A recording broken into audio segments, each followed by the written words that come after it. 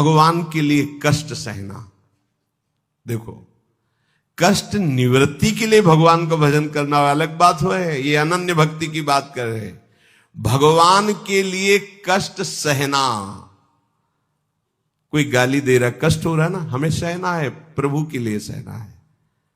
रोग आ गया है ना, हमें सहना है, प्रभु के लिए सहना है।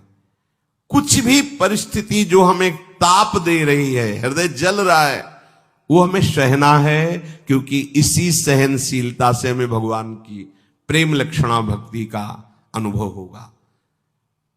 विविध प्रकार के आंतरिक वेगों की जलन को सहना और विविध प्रकार के बाहर की प्रताड़ना को सहना है। संसार किसी को नहीं बख्शा, बड़े बड़े सिद्धों को भी दंड पहुंचा दिया है। पंडित बाबा, श्री रामकृष्ण बाबा खोपड़ी फोड़ दी, चरित्र पढ़ के देख। उड़िया बाबा को गड़ासे से काट दी। कितने ऐसे संतों के चरित्र पाए जहां ऐसी लीलाएं। ये संसार ये प्रसाद देता है, इसके पास जो है वही देगा ना। एक संसार दुष्ट की संगति ताहू में तुम पुष्ट करावो। अगर संसार के व्यवहार को देखो तो दुष्टता ही दुष्टता छाई है। उनको उनके मंगल की बात बताओ और वो तुम्हारा नाश सोचेंगे।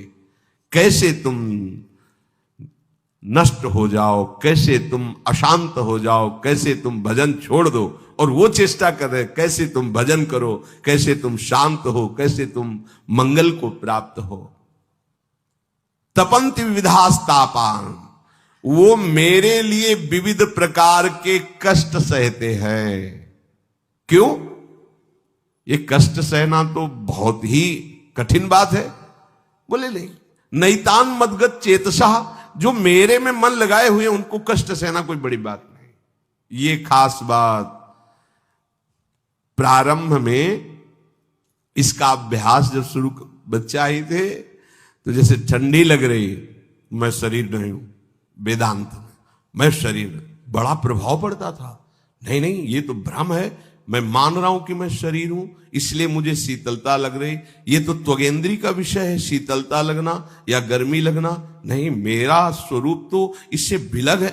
इतने में ही सहने की सामर्थ्य आ जाती थी, और कहीं ये विचार करने का भी अवसर नहीं। प्रियालाल में चित्त लगाए तो सहन करना क्या बात। इतनी गाढ़ स्थिति थी भोलानाथ जी की, भोरी सखी की, कि राधा वल्लभ लाल जी की जो पिचकारी होती बहुत दूर तक जाती है। ऐसे बड़ा कृपा प्रसाद मिलता है जब रंग पड़ता है उनका, हमारा जीवन पावन होता है। उन्हीं के रंग से रंग जाए, सदैव ऐसी आकांक्षा रहती।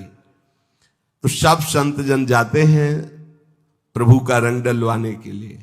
संसार का रंग तो बहुत ही फीका है, गाढ़ा रंग तो राधा वल्लभ लाल जी का है। दिखाई भले फीका देता हो, लेकिन गाढ़ा रंग है। ये चढ़ गया फिर उतरेगा नहीं।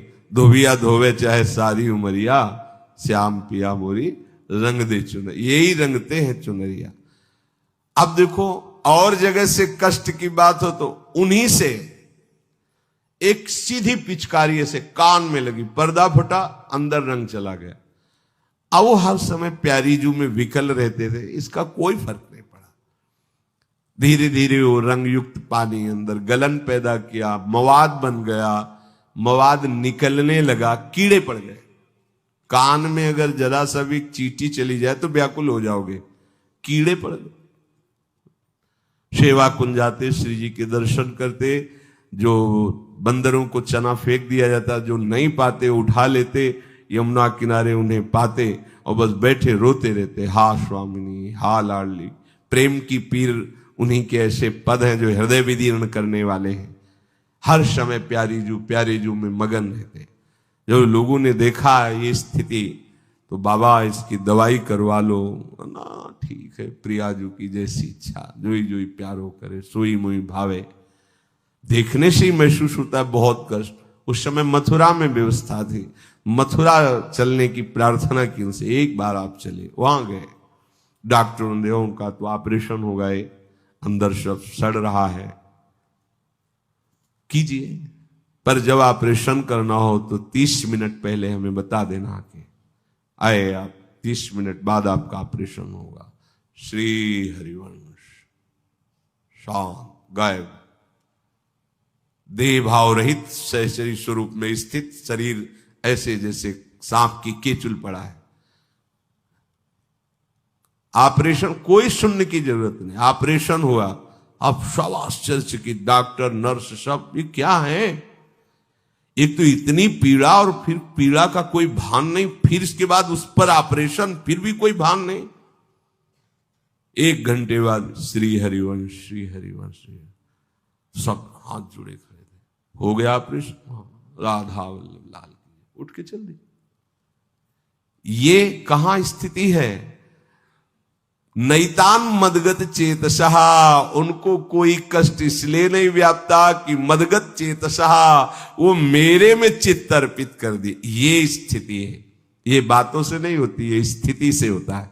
जब तक स्थिति नहीं है तो केवल बता दिया जाए कि तुम्हारे अमुक रोग हो रहा है, होश उड़ जाएंगे, होश उड़ जाएंगे। भजन की बात क्या, डिप्रेशन में पहुंच जाओगे।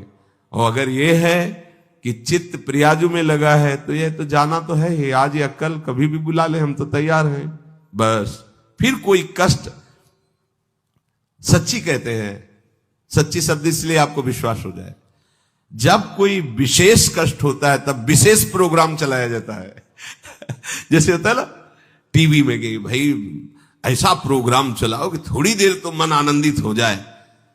तो जब हम स्वस्थ हैं, कम कष्ट है तो भजन करो, और जब अधिक कष्ट है तो तुम्हें करना नहीं, प्रोग्राम चला दिया गया, बस मस्त देखते रहो।